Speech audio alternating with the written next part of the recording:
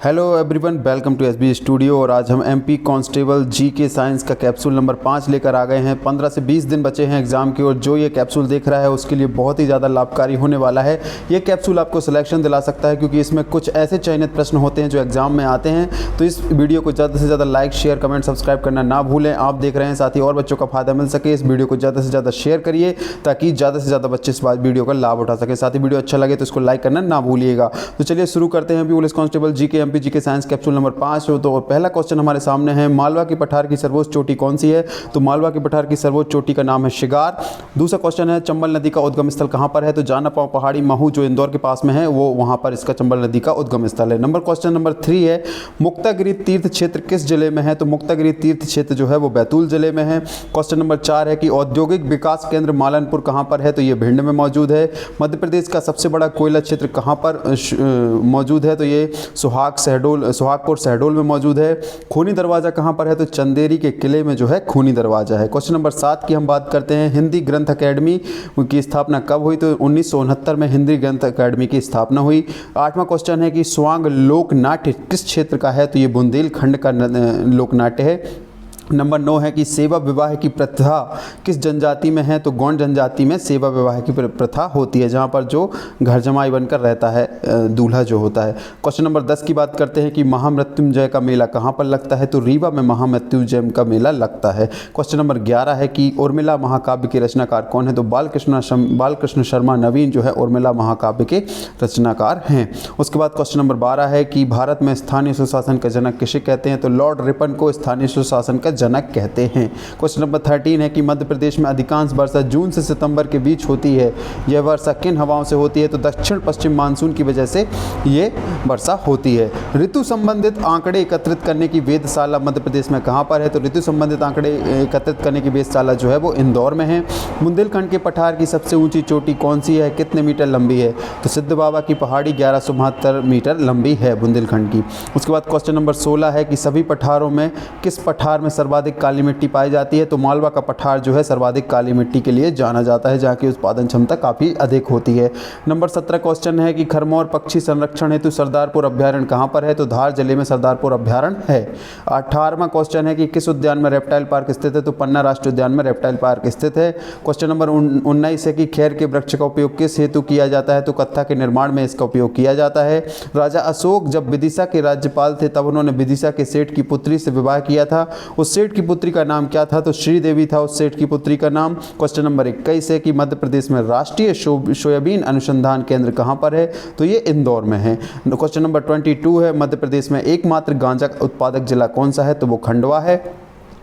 Question number 23 है कि बावनथड़ी परियोजना मध्य प्रदेश के किस जिले में संचालित है? तो बालाघाट जो जिला है वहाँ पे बावनथड़ी परियोजना है।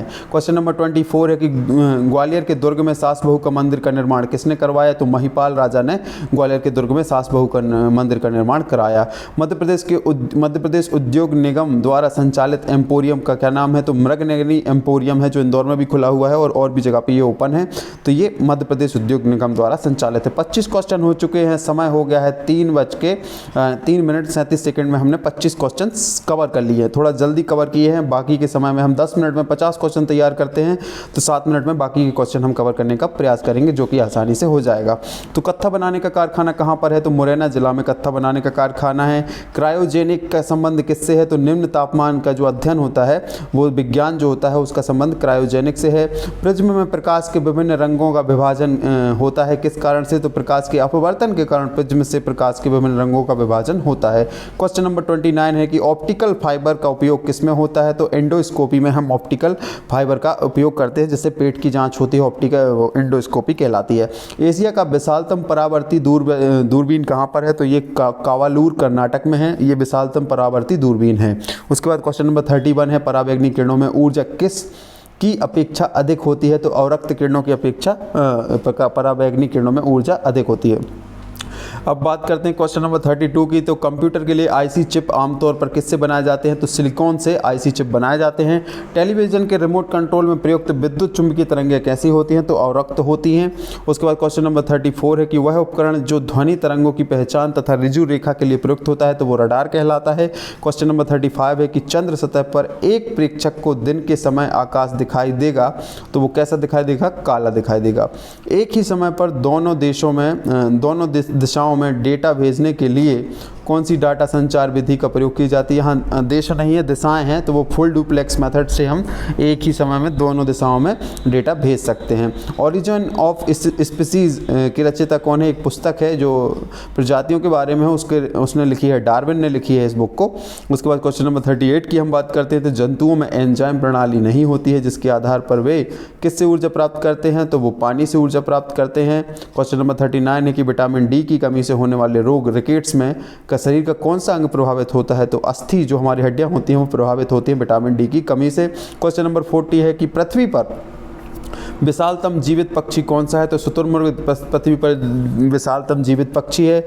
दूध में कौन सी शर्करा पाई जाती है? तो लैक्टोज जो है दूध में पाया जाता है। उसके बाद क्वेश्चन नंबर 42 है कि डीएनए परीक्षण विकसित किया गया था किसके द्वारा? तो डॉक्टर एलेक्स जेफरिस द्वारा डीएनए परीक्षण को विकसित किया गया था। डीएनए चूंकि पुलिस की जांच की कार्यवाही से ज़्यादा संबंधित है, इसलिए मैंने इस प्रश्न को शामिल किया हुआ है यहाँ पर। अंतर्राष्ट्रीय महिला दिवस, जो कि बार बार पूछा जाता है, अंतर्राष्ट्रीय महिला दिवस कब मनाया जाता है? तो 8 मार्च को प्रतिवर्ष अंतर्राष्ट्रीय महिला दिवस मनाया जाता है। हरिप्रसाद चौरसिया का संबंध किस संगीत वाद्य यंत्र से है? तो बांसुरी जो है हरिप्रसाद चौरसिया जी बजाते हैं, इसलिए उनका संबंध बांसुरी से है। लोक चित्रकला मधुबनी किस राज्य में लोकप्रिय है? तो मधुबनी जो लोकप्रिय है वो बिहार राज्य में मौजूद है। 5 क्वेश्चन लास्ट बचे हुए हैं। 6 मिनट 33 सेकंड का समय हो गया है। हम यहाँ आपसे वादा करते हैं कि हम 10 मिनट में आपके 50 क्वेश्चन तैयार कराएंगे, उससे पहले भी हम कराने का प्रयास करेंगे। आप एक बार बस इनको पढ़ लेंगे तो आपके लिए याद हो जाएंगे, और एग्जाम में आने के लिए exam oriented MP police constable के लिए क्वेश्चन पेपर तैयार किए जा रहे हैं। ये एमसीक्यूज जो हैं, वन लाइनर्स जो हैं, वो आपके एमपी पुलिस कांस्टेबल के एग्जाम के लिए हैं, जिसके लिए 15 से 20 दिन का समय बचा हुआ है, उसमें आपको इनको कवर करना है। तो क्वेश्चन नंबर 46 की हम बात करते हैं कि बर्ड फ्लू पैदा करने वाले वायरस H5N1 वायरस का सबसे पहले कब पता चला? तो 1997 में पहली बार बर्ड फ्लू के वायरस का हमें पता चला। चेचक के लिए टीके का आविष्कार किसने किया था? तो एडवर्ड जेनर जो थे वैज्ञानिक, उन्होंने चेचक के टीके का आविष्कार किया। क्वेश्चन नंबर 48 है कि पक्षियों के वैज्ञानिक अध्ययन को क्या कहते हैं? तो ऑर्निथोलॉजी जो है पक्षियों के वैज्ञानिक अध्ययन को हम कहते हैं। फ्रीक्वेंटली आज क्वेश्चन है, बार बार परीक्षाओं में ये प्रश्न आए हुए हैं, इनको अच्छे से याद रखना है आपको। एक ही क्वेश्चन बार बार आता है, आपने बार बार सुना भी होगा, पढ़ा भी होगा, लूसेंट में भी दिया गया है, और किसी भी आप पेपर को लगाएंगे उसमें ये प्रश्न जरूर मिलता है। बायोलॉजी से क्वेश्चन है कि पेनिसिलिन की खोज किसने की? तो अलेक्जेंडर फ्लेमिंग जो है, उन्होंने पेनिसिलिन की खोज की थी। पेनिसिलिन एक मेडिसिन है। उसके बाद हम बात करते हैं क्वेश्चन नंबर 50 की। तो क्वेश्चन नंबर 50 बोलता है कि किस प्राणी को किसान का मित्र कहा जाता है? तो केचुआ जो है वर्मी कंपोस्ट में काम आता है। भूमि की जो मिट्टी होती है उसको उर्वरता क्षमता को बढ़ाता है, उसको भुरभुरा बनाता है, जिससे उसकी उत्पादन क्षमता बढ़ती है, इसलिए केंचुए को जो है किसान मित्र कहा जाता है। तो ये हमारे 50 क्वेश्चन थे जो कैप्सूल नंबर 5 में आज हमने इंक्लूड किए थे। बहुत ही इंपॉर्टेंट है परीक्षा के दृष्टिकोण से, चाहे व्यापम की परीक्षा दें आप, चाहे कोई और एग्जाम भी दें, लेकिन हम फिलहाल अभी एग्जाम ओरिएंटेड हैं एमपी पुलिस कांस्टेबल के लिए। जैसे 15 से 20 दिन का समय बचा हुआ है, तो उसी के हिसाब से क्वेश्चन साइंस और जीके के प्रश्न आपके लगभग 30 से 40 नंबर कवर करते हैं।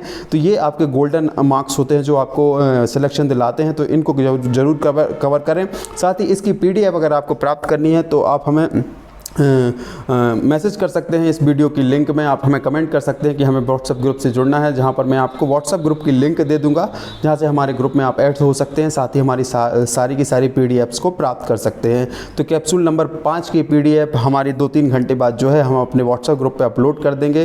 फिलहाल आप वीडियो के माध्यम से भी इन 50 क्वेश्चन को तैयार कर सकते हैं, और हम प्रयास करेंगे कि हम 24 घंटे में 2 वीडियो लाने का प्रयास करें, जहाँ पर आपके 24 घंटे में 20 मिनट का समय देकर 100 क्वेश्चन तैयार हो जाएंगे। क्योंकि अत्यधिक व्यस्तताओं के कारण कई बार मैं वीडियो अपलोड नहीं कर पाता हूं समय से, परंतु मैं इस बात का ध्यान रखूंगा कि मैं आपको 24 घंटे के अंदर कम से कम 2 पीडीएफ 50-50 प्रश्नों की तैयार करके दूंगा, जहां पे आप केवल 20 मिनट का समय खर्च करके 100 प्रश्न तैयार कर सकते हैं साइंस और एमपी जीके के, जो आपके एग्जाम के लिए काफ़ी फ्रूटफुल होगा। अब समय नहीं बचा है कि आप थ्योरी पढ़ें पूरा लेंदी। आप थ्योरी पढ़ने बैठेंगे तो आपका एक ही चैप्टर खत्म हो पाएगा और आपका एग्जाम छूट जाएगा। लेकिन अगर आप एमसीक्यूज करते हैं और उसमें से अगर अगर आपके 4 से 5, 10 से 12 क्वेश्चन फंस जाते हैं और वो आपसे बन जाते हैं तो वो आपको सिलेक्शन दिला सकते हैं। अब हमें स्मार्ट स्टडी करने की ज़रूरत है, ना कि लेंथी वे में जाकर स्टडी करने की ज़रूरत है, क्योंकि उतना समय नहीं बचा है कि आप तैयारी पूरी कर सकें, पूरा पढ़ सकें। अब जितना समय बचा है वहाँ पे आपको रिवीजन करना है, तो रिवीजन करने का सबसे अच्छा तरीका है कि आप एमसीक्यू ज़्यादा से ज़्यादा लगाइए, जहाँ पे मध्य प्रदेश के इंपॉर्टेंट क्वेश्चन जो एमपी पुलिस कांस्टेबल में आ सकते हैं, साथ ही साइंस के वो क्वेश्चन जो